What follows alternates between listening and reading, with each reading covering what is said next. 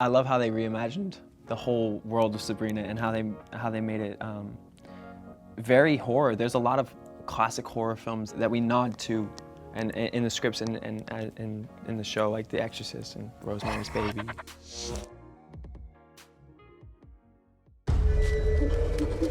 They're coming to get you, Barbara. Harvey Kinkle, the only person you're gonna scare is yourself. Gotcha. Good night, Harvey. Good night, Sabrina. Me not actually being a huge horror fan, because I have like a lot of creative people, like you know, you have a vivid imagination, and it makes it hard to sleep if you put those things into your head sometimes.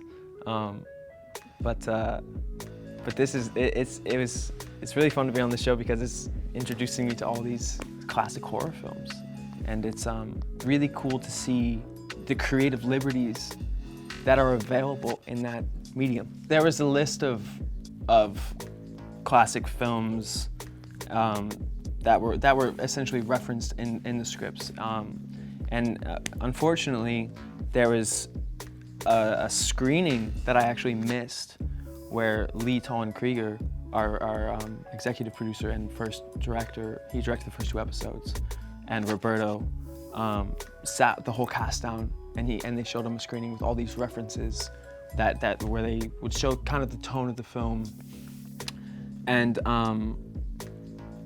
yeah, just kind of like almost like a mood board, but with films. But that was the day before I was cast, so I missed it. But yeah, the casting process for me was so bizarre, because I auditioned once, the next day I auditioned again. A day went by, I did the screen test, I got the job, and then I flew out to Vancouver for the rest of the year. So it was like 5 days, and then my life was completely changed. My first audition, actually every audition was with Kiernan. It's so vital to have a very grounded relationship, because that grounds the rest of the show and the rest of the extravagant horror spectacle that goes on outside of the Harvey and Sabrina relationship. I love playing in love. It's always a good time. And of course, Roberto did an amazing job of writing those scenes. Everybody wants to be in love, you know? And that's a pretty close way to get to it, for me at least. I did do a fair bit of research on satanic worshipers, because I thought that was quite interesting.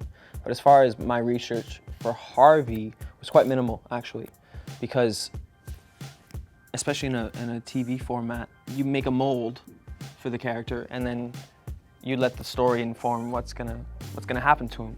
You know, with a film, you have a start and an end. Well, with this, it's just a constant ride. So, yeah, you make an outline, and then you let the story fill it up. I think it's great that he wasn't written too oblivious and too, I guess, dumbfounded, but more unaware of what's going on. Because that's really all it is he has no idea that magic exists in this world. And it's not that he's not smart. It's just that, yeah, he just doesn't know.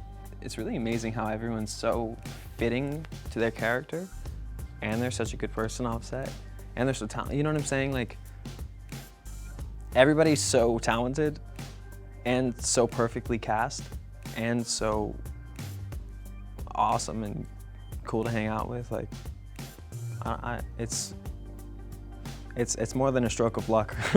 You know, it's really cool to watch and learn from everybody.